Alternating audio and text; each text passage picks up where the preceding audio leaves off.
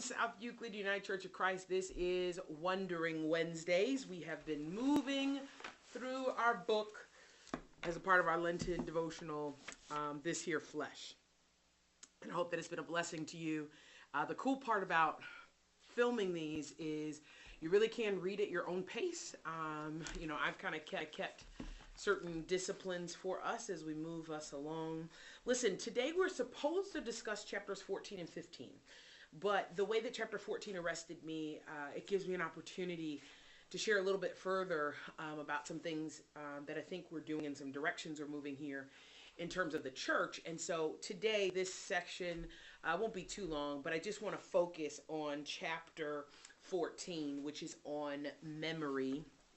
And so it's a really powerful chapter. As you know, it opens up with the conversation around her being identified as Kenyan and then being rejected because she is American.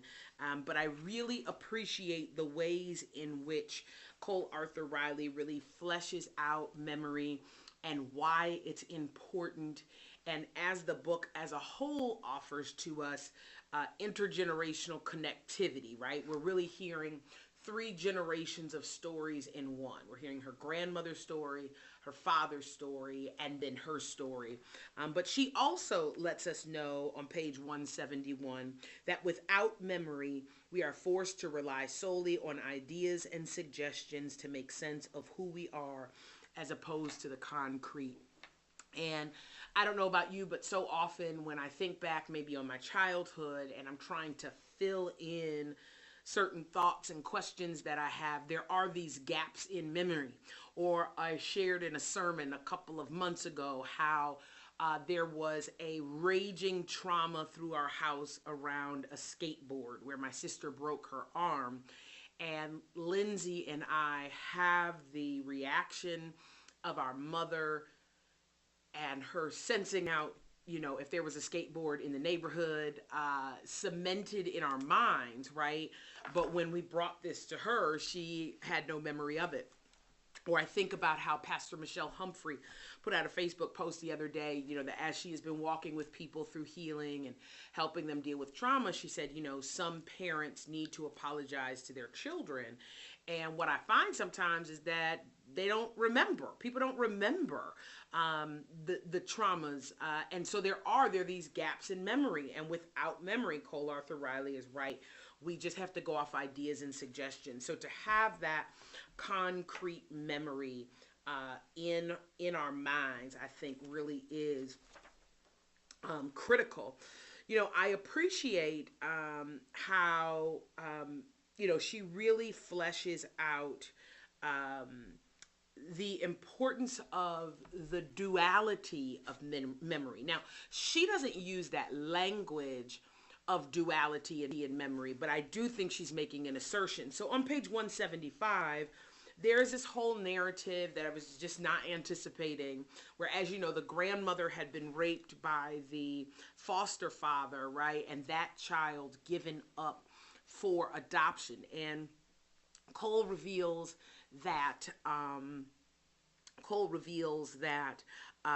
the wife of that baby she gave up for adoption reached out to her, and how they began, to build this relationship. And she talks about how whose story gets told. I mean, she had given this child up in an attempt to give that child a better life. And also because of the manner in which that child was conceived, right? But then the child had been told that the mother had abandoned him. And so, and that she was a no good mother. And so it says, I'm going to kind of skim from page 175. It says, in many spaces, to foster collective memory well, we must habitually ask ourselves whose story gets told, whose story is believed, and who gets to tell it. If we surrender our individual egos, these questions can function as a pruning process as we contend with accounts that don't line up quite flush. He goes on to say that he grew up thinking his mother left him on the church's front steps. He grew up thinking his mother was a heathen who left him when she was really 15 trying to save him, right?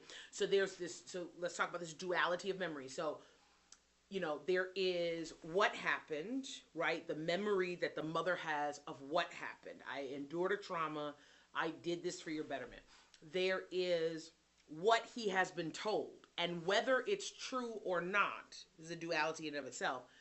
This is what he has come to believe and holds in his memory as truth, right? Believing his mother left him and was a heathen, right? Okay, now watch this memory. My grandma met him.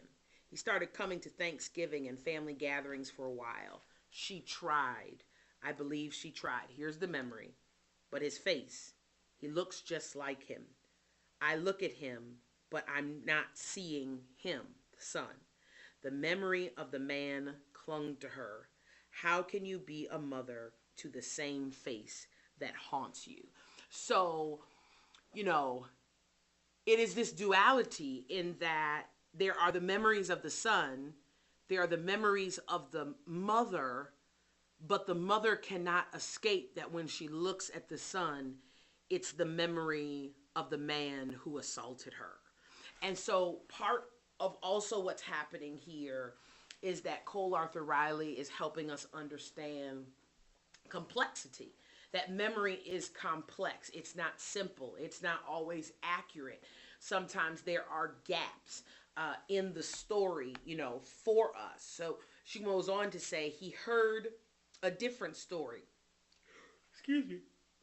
He heard a different story all his life. These things cannot be easily undone. Complexity. I'm not quick to blame him. The truest memory is rarely the one that survives. In most of our contexts, intellectual, charismatic, white, heterosexual, cisgender men will carry some weight subconsciously as keepers of history. It is important to name this tendency, for it has been systematically ingrained in us by societies that value their wealthiest, most visible, and most power-possessed members. This is key. First of all, it's called history, his story. It is not her story, right? It is his story. Who is his? His is not anybody. His are, as she lays out, white, cisgender, heterosexual males. I think that this is really important because so often we will even judge the Black community based off of a subconscious idea that white is right.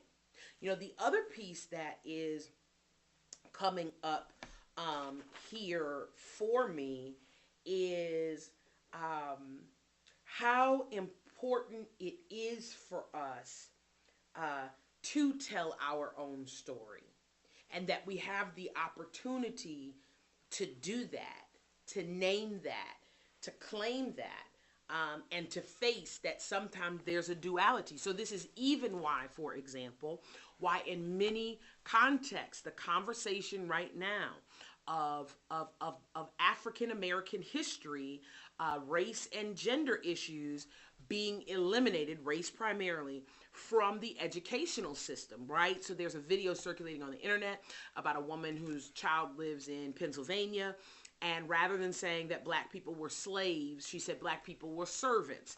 That is not an accurate undertelling of history. But oftentimes what we're really hearing is that there is a particular group of people who want to alter the narrative. And we must fight for the true narrative to be told. They weren't just servants. They weren't indentured servants. They were slaves, captured from one land, brought to this land, and brutally treated, not paid, left with scraps, children torn apart.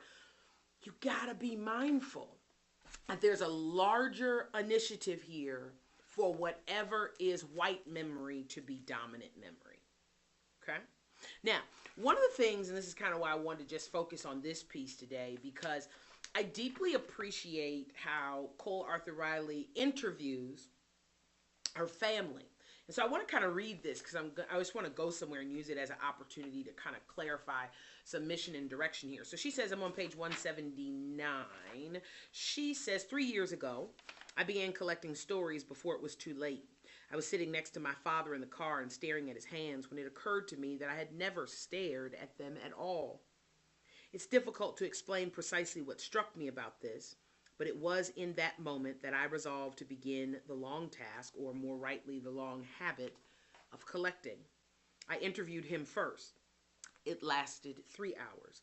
I made sure it was on video so my children's children would not just remember the stories, but remember him telling them.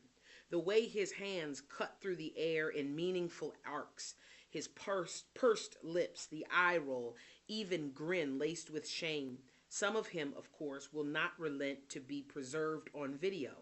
I hope those are the things that find themselves preserved in me. Few would deny that storytelling is the core to what it means to be human. Perhaps this reflects something of our Maker. God asks us more than one time to remember, to put the Lord in remembrance, Isaiah 62:6, to do this in remembrance, Luke 22:19, to, quote, tell your children of it and let your children tell their children. So I brought this up because, as I tried to help us lean into visual storytelling from the pieces in Bali, the pieces in Santorini, but even as recent as the piece with Dr. Edgar Jackson, I have been working with our grant writer, and I kind of mentioned that we're applying for this grant in hopes that we don't have to tap the congregation for a capital campaign, and we can really make this investment in media and in storytelling. And as I am helping people to tell their own story, so of course we've seen Dr. Jackson, but we told the story of the Sims family, or we told the story of Dr. Martina Moore and her family, Reverend Otis Moss Jr. We have so many people whose stories we've told from here. It causes me to look more closely at my own story. So how am I the way that I am? And why am I the way that I am? And the other week, the Spellman Messenger came to the house. I think it's quarterly, but it's a quarterly journal that comes from the college. And I sat down. I had a little bit of open time, and so I sat down and I was reading through the Spellman Messenger. And an article came up that said SIS, S-I-S, was celebrating 20 years of service on Spellman's campus. SIS stands for Spellman's Independent Scholars.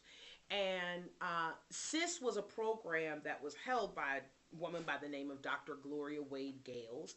And Dr. Gales, in her first year of this program, and I was a part of it the first year, or the second year, I was a second year student in the program, was an oral histories project. She had been doing some work down in New Orleans and saw the richness that the women there had, the older women had to offer, and was wondering, how do we kind of collect these and pull them together? And so I joined this extracurricular activity, and I got to interview a woman by the name of Mitchell, and Reverend Mitchell. And back then I didn't realize what a giant she was. She was one of the first black women majorly ordained to a Baptist denomination, and Ella Mitchell, that was her name, Dr. Ella Mitchell. And, I sat down with her over coffee for 3 or 4 interviews, and I interviewed her. And I'm sharing this with you in 2 parts. Number one, because I didn't realize then God was starting the molding process for what we're doing now. Memory. But in addition to that, I have thought about how it wasn't just the notion of oral histories, right? It was even the fact that back then God was beginning to develop my interview skills, which when you take the piece we did with Dr. Jackson and how tender that interview required me to be, because I went into it with a lot of trepidation. I didn't want to trigger this man. I did not want to be a part of his mental health downfall or spiraling. But how do we tell a very tragic story with room for his story to be told, but pastorally care for him and not want to overwhelm him? And I think that the formation of those skills were happening at that time, and it comes through memory. But I want to take that a step further as we talk about, storytelling and living testaments in particular, because as I was working with the grant writer, who's just done an exceptional job of really helping me to gain even more clarity around, what is it? We say living testaments, ordinary people, remarkable stories. But what this is it's an oral history. Now, this is important because, I don't have one here with me, but, we should never forget that before the Bible was written, oral history is how the stories of the Bible were preserved. And what has happened is they went from oral telling, to then transcribing, writing it down, right, in a biblical format. Hear this.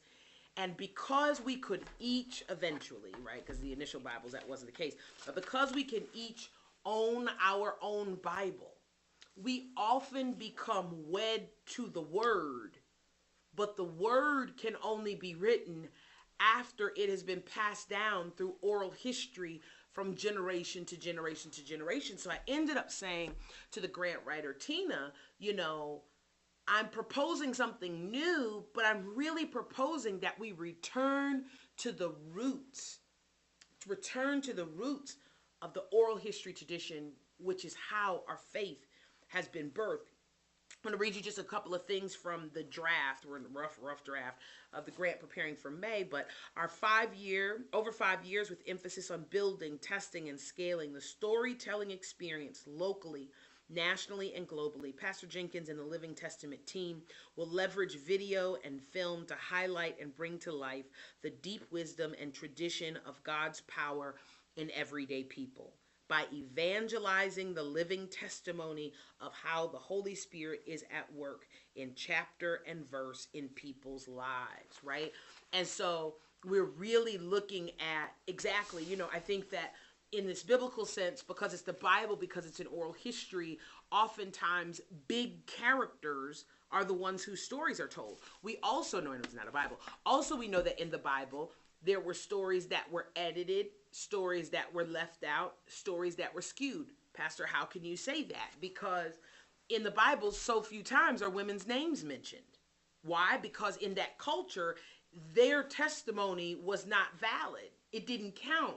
So they had no say. So if we take a story like Elijah with the widow who is coming and gathering sticks so her and her son can go home and die, they didn't grab that story from the widow, which is why we never get a name.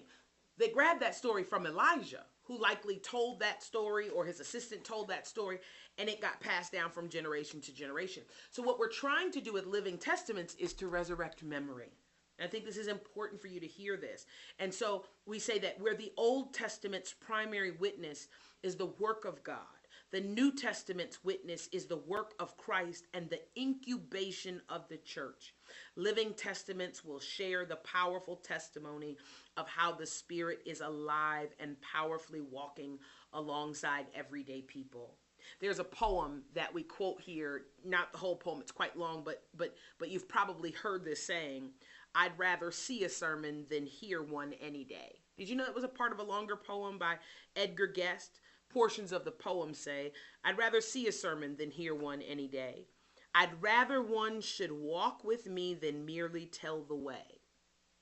I soon can learn to do it if you'll let me see it done. I can watch your hands in action, but your tongue too fast may run. And the lecture you deliver may be very wise and true, but I'd rather get my lessons by observing what you do. for I might misunderstand you and the high advice you give, but there's no misunderstanding of how you act and how you live.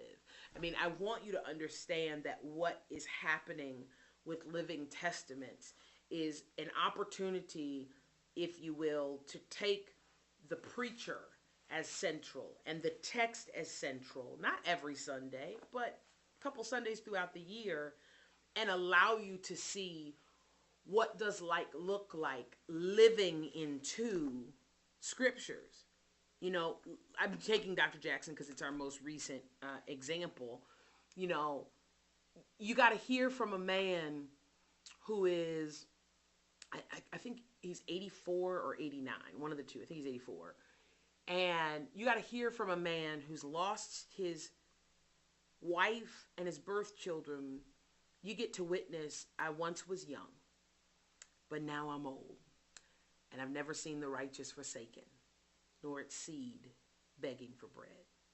You got to see him sit there and laugh with Lisa to know no eye has seen and no ear has heard what is in the heart of those who love me. You got to hear his story of come to the water and God telling him that, and going back to Psalm chapter 1, I think it's Psalm chapter 1, as the deer pants for the water, so my soul thirsts after thee.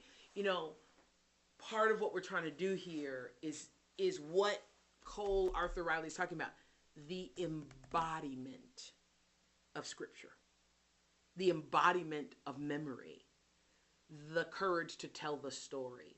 So on Monday, I had a meeting with Senator Sherrod Brown, and I entered the room for the meeting, and I had made the dangerous assumption that the meeting was all clergy.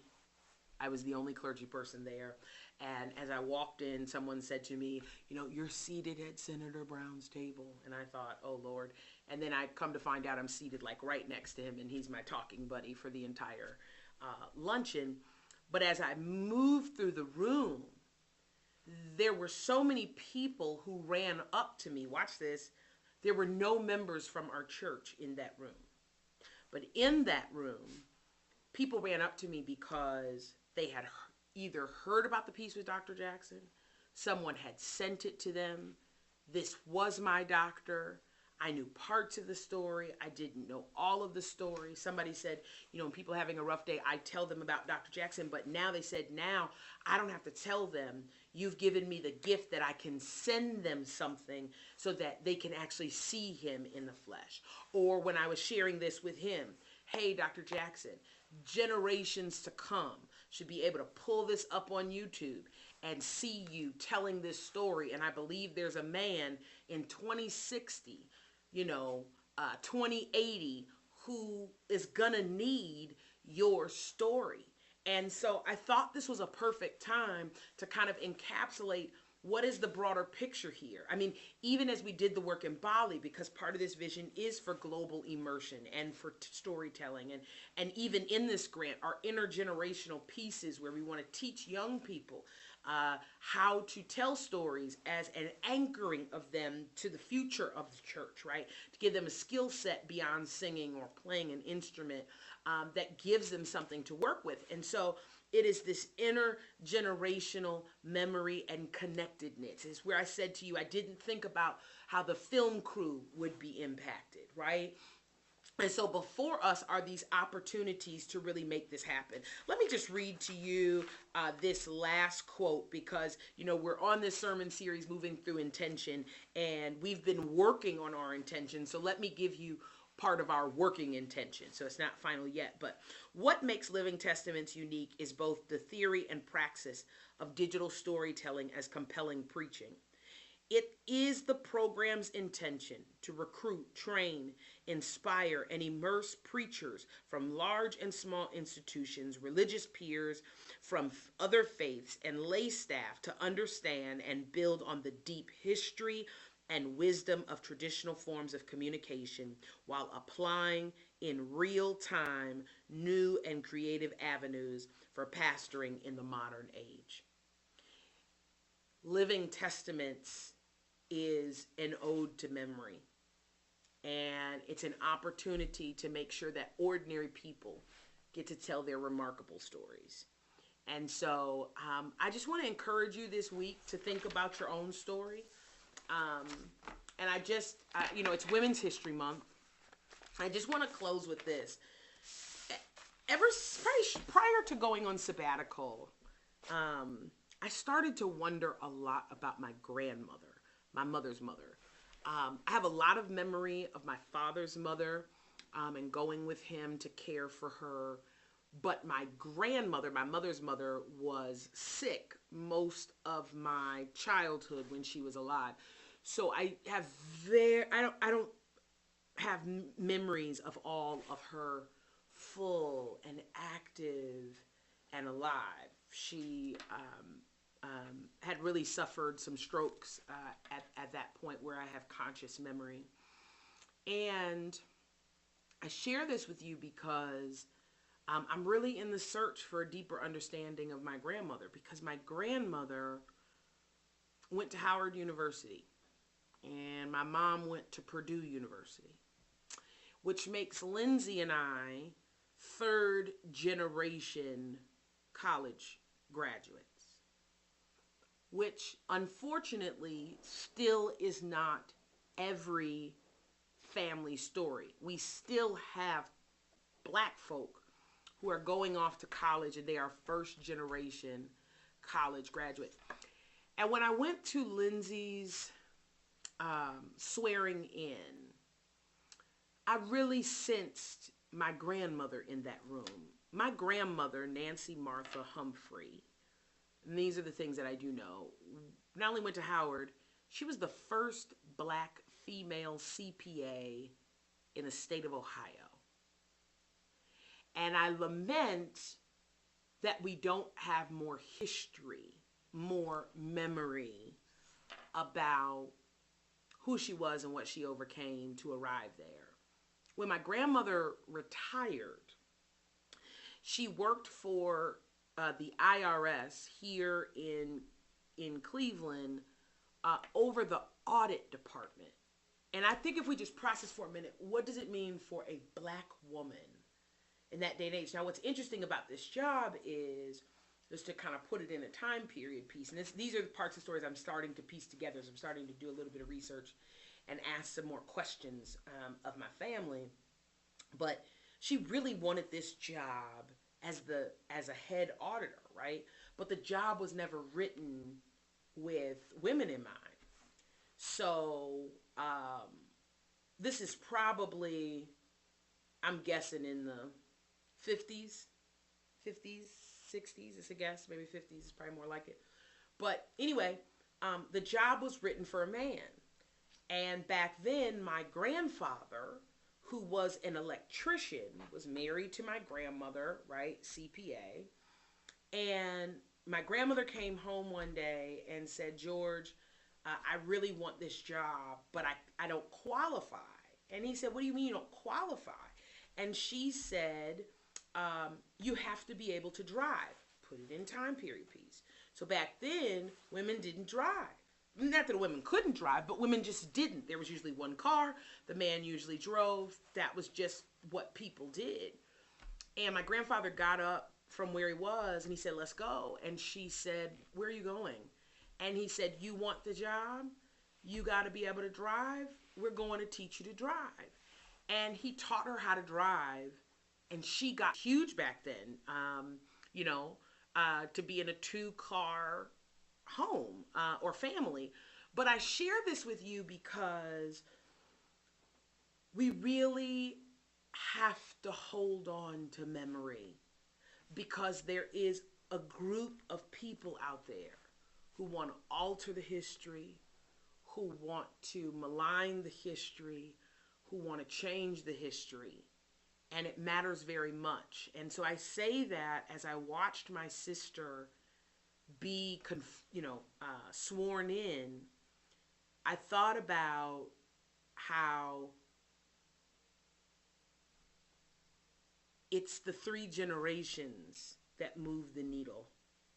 And can we imagine when there are 4 generations and 5 generations and 6 generations. Now, I respect deeply that some people don't feel called to college. My father did not have a college degree. My mother did. That was perfectly fine. But even though my father did not have a bachelor's degree, he valued education very much. And while people make fun of me because I grew up in Pepper Pike, my father did everything he could, I want you to hear this, to move his family to a community where education could not be withheld from us. The best education ever could not be withheld from us. My parents raised us to believe this. Education is the one thing no one can take away from you. And I'm doing similar with my own son. So we have to have that education because that education is part of the informed memory that fills it in. I may not know all the details of my family and how we got here and things of that nature, but what I do know is enough to then take books and courses and Ancestry.com and other resources that are available to help fill in and to make the story known and to hold it in memory. Next week, I don't know. I know we're definitely going to do chapter 15, which is the final chapter. It's on liberation. And then I hope that I might be talking with the author, Cole Arthur Riley. But as I explained last week, there was a scheduling change with her, and that's created a scheduling change with me. So we'll do our best. But if not, you'll be stuck with me. But you love me. I love you. It's all going down like 4 flat tires. I love you. Take care. Be blessed. I'll see you next week. Peace.